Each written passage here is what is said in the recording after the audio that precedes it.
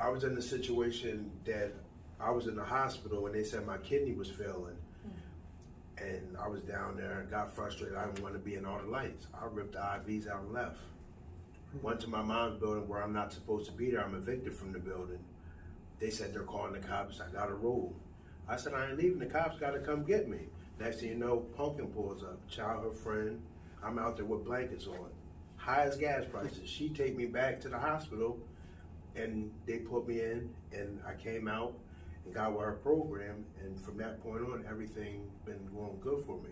But like, my life was just like on the line prior to that, where I had tubes in me from swallowing narcotics, and they had to bring me back to life. So I was really at rock bottom. I was dead. Yeah. And like, without this, I was going through West Branch. They saying they need these meetings, these team meetings.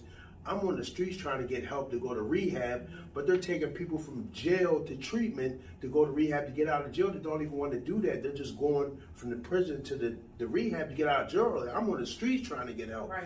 West Branch and Crossroads, none of this is doing that for me. My Vision 9 was right here for me. Put me in a safe house, everything from there. It was just rolling. Everything is going good for me now. I what feel is a positive. safe house? That's not the first time you said that. It's a house where it's just secure, it's clean, it's a good foundation, it's all positive in there. Okay. No negative, no company, no negative around. It's just safe for you. You feel it's a safe environment. Okay. That's, you know. Safe meaning stable, you know, there's consistency, there's structure, it's everything, rules. Yeah, rules, yeah. Yo, this is Ty, Theofficialtai. Welcome back to my channel. Today, in lieu of being purposeful, in lieu of what is seemingly impossible, making it possible, is members from the staff all the way down to new clients of the Chanelle Johnson Edwards Foundation, My Vision 9 Foundation. Let's go ahead and introduce everybody. We have Mrs. Chanelle Johnson Edwards over here, who is the founder and the executive director of her foundation, My Vision 9 Foundation. So please welcome her again back to the world. To the left of her, we have Carlo. He is a recovery specialist. And then dead in the middle, we have Miss Catherine. She was not only a participant of Chanelle's My Vision 9 Foundation, but she was also a graduate, and she also decided to give back. She is now the Human Service Administrator to Chanelle's Vision. Doesn't get any better than that. And directly to the right of me, I have Lamar over here. Lamar is less than 30 days into this program. Less than 30 days. How are you affected by this so far? It's doing what it's doing. It's like, it's working. Like, I was just at rock bottom and reached out to a childhood friend, Chanelle Johnson Edwards, and she brought me in. And it's just like, from this point, it's just like positive. I just feel positive. Everything's like going smooth for me right now. Like, I'm in a safe house. Everything is just, you know, falling in on my court. And I'm just going to run with it. And it's up to me to make the choice to stay in this program. And it's working. It works if you work it. Amen. It's My Vision 9 Foundation. How was it founded? My Vision 9 started in my household. And when I took this training in my house and rearing my children, I decided to bring it to the streets. Awesome. Chanelle, what happened at home? What exactly did you do? How did you get your children to be your first 7 participants? So I don't think they knew that they were the participants, but I believe that one of the things the foundation goes by is making the impossible possible. And I believe that in my own home. So one day my son, Alize, he came home, he was in 5th grade. And at that time, the teacher, his 5th grade teacher, had asked all the children, what do you want to be when you get older? What do you want to do? What kind of job do you want to have? And Alize, they went around the room. Alize, it came to him, and he said, I want to go to the NBA. The teacher said, that's not going to happen. Wow. I remember a little 5th grade boy, a small kid coming home from school, and you know, he came into the kitchen and he was just crying. And I said, what is wrong? And he told me what happened at school. And I talked to the teacher, you know, and, you know, as teachers, just me being in the human services and knowing, you know, when children have dreams and they want to do things, it's our goal. It's our, you know, we're supposed to educate them and push them to that, you know. So it was like heartbreaking just to hear that he was telling him, no, you can't do this. This is not going to happen. Exactly. It was my job at that point as a mother to tell Alizé, hey, you are going to play in the NBA. Now, did I know that? Right. No, I don't know that. Speaking but life. as a mother, I told him yes, and I went to bed scared that night, thinking I just told him something's going to come true, and I honestly don't know if it's going to come true. But we believed at that point. So when Alizé was in the 5th grade, you planted a seed in him. Yes. You always That's what I got out of that. Mm-hmm. And you nurtured it ever since by supporting him. Mm-hmm. Awesome. That's what we do. We give hope. A guy, Gary, he was just released. He had life in prison.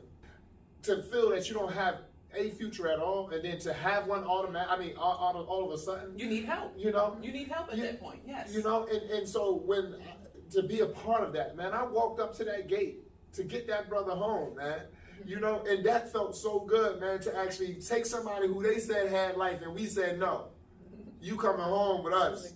We took him home. We don't accept that. We don't accept that. Wow. You know? And that's what I like. I like to work with somebody who, man, look, I don't care what you say. Tell her something. She's going to say, look, we're going to figure a way out of it. Talk about it. You know, and that's inspiring. Awesome. Awesome. Yes. Okay, so you all have helped most recently someone who was doing life. Their case was overturned. You assisted them with presentation, clothing, and transportation to get home. I'm sure the buck didn't stop there. No, an advocacy. What's next? First. She went to. We're reaching out and okay. Yeah, she went to court last year, and they needed her testimony because she had been mentoring him while he was incarcerated. That's the piece that people don't know. Many people don't know. So that means she was accepting his call. She started his process That's right. without him even knowing. That's right. Without Similar it, to yours. just like mine. You got. He didn't even have a clue. He's thinking he's calling. She just reached out. Yeah. Yeah, he's thinking he's just calling. You know, somebody to call. You know, somebody accepts the call. But little did he know that it was so much bigger than what God has had so much right more in store. exactly. So last year she went to Harrisburg, to the federal courthouse. I saw that picture. Yeah. It said federal behind you. Yeah. Okay. And she advocated for him, basically just sharing to the judge, to the court, basically what he has been doing, where he comes from, his character, the foundation, how she has been, you know, assisting him thus far, and the things he's done, everything he's done over he was there 25 years. Am I right? And while you were in the program, I didn't even know I was in the program. Let me say this. I was in a program that I was being programmed and didn't know that I was being programmed. at what point? I didn't know. I didn't know until... There's no way she passed you a cap and gown and said you graduated. No, I don't want to graduate. It's not something, you don't graduate from life. Life is Just something like someone that's evolving. recovering. You're still recovering. Right. Okay. Right. At what point, at some point you had to realize she's holding me accountable. Mm-hmm. You know, this is not just her. I'm doing this for me, and she's helping me. She's aiding me. Mm-hmm. Mm-hmm. You know, and to getting to this next level or accomplishing this short-term goal. Mm-hmm. Tell me about one of those experiences. So, I was getting ready to relapse in some behaviors that I had. And that was probably when the light bulb went on that I actually had someone who was in my corner who was working for me and with me. So I thought, I can't, you know, because she believes in me, so why would I disappoint her? You know what I mean? And so it was then that I realized, like, no, she believes in me. She's really trying to help me. You know what I mean? So why work against that? Exactly. You know? Exactly. Okay, so when did you get to the point that I'm not in the program, I am the program? I don't think I ever believed that I am the program. I just believe that I run with her. Like I run alongside her with the torch because I believe in what she does because of where I'm at now. Like you see her vision. Yeah, absolutely. Okay. Absolutely. That's awesome. Mhm. And how do we get to the point that you are now the human service administrator? Oh God. So Was this college, a self-elected I agree. position, or No. did you interview? And No, it was Okay. college. I now graduated Okay. from college, and I was trying to pursue my degree, and I kept falling off. We missed So I that. didn't get- Yeah. She went back to school, got her degree, so I didn't get. Yeah, that's how it happened. I went to her graduation. I experienced that, Awesome. which was like I was like, oh, I know I can. All right, I can graduate too. I gotta finish too. So Mhm. that pushed me to finish and get my degree. So let's reiterate, y'all, because some things were omitted in a previous video that I want to make sure we all know and we all can see Chanelle's vision of the My Vision 9 Foundation. So you did not graduate high school. No, so I didn't graduate high school. However. However, my son in his senior year, we made kind of this bet, and I was like, you're graduating. I'm not gonna watch you walk down and get your diploma before me. It's just not gonna happen. Yes. So I went back to get my GED, and I had a certain amount of time to do it before he graduated, and I did it, and I got my GED. And when I enrolled in college with him, and I did that for the reason to not give my kids any excuses. So if I went through it, I did it with 7 kids. I got my GED. I didn't miss a basketball game. I supported them. If I had homework, I was on a football field in the parking lot. I was at a dance studio in the parking lot. I was outside in the dark waiting for Alizé to come out of practice, doing my homework. There was no excuses, and we went to college together. Basically, we did this together, and so therefore, I didn't accept any excuses. She made the seemingly impossible possible right in front of her kids' eyes, basically. Wow. What a role model. Lamar, what's something that you think everybody should take from this video about the foundation? Just take heed and just listen and just, follow what we're talking about and just take that shot, That's Take all. that chance on yourself. Yep. Take that chance It's on worth yourself. it.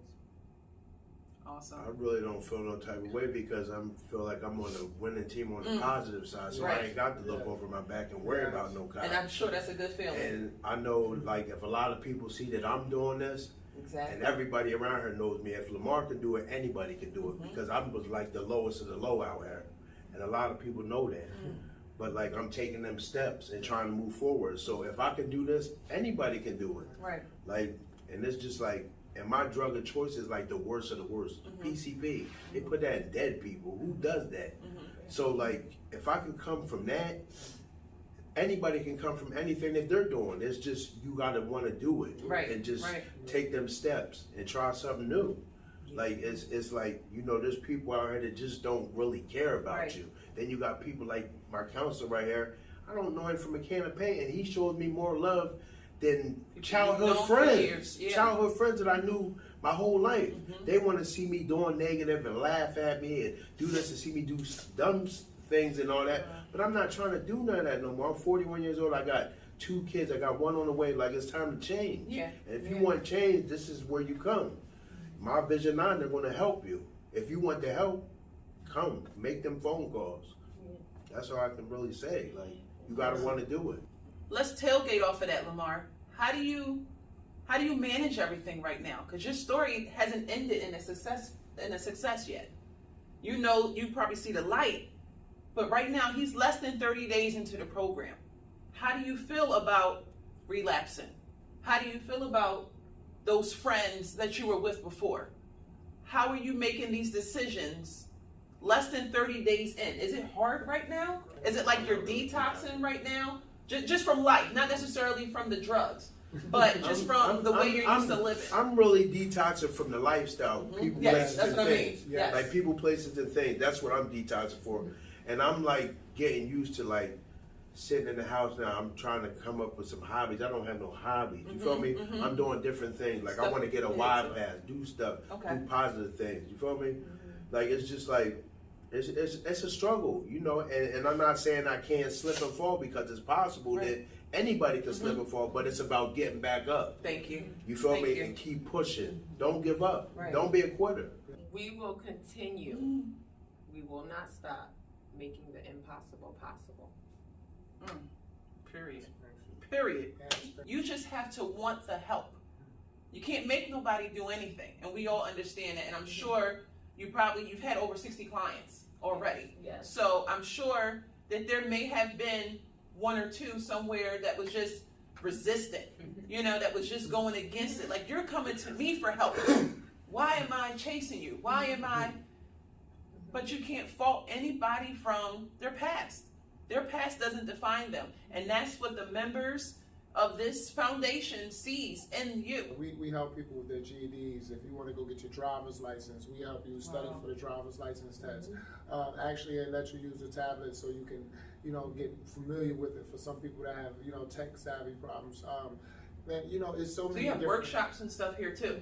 Yes, we do it. I saw you even have a math class here on Tuesdays. Yes, Reading yes, on Thursdays. yes. And yes. reading on Thursdays. Yeah.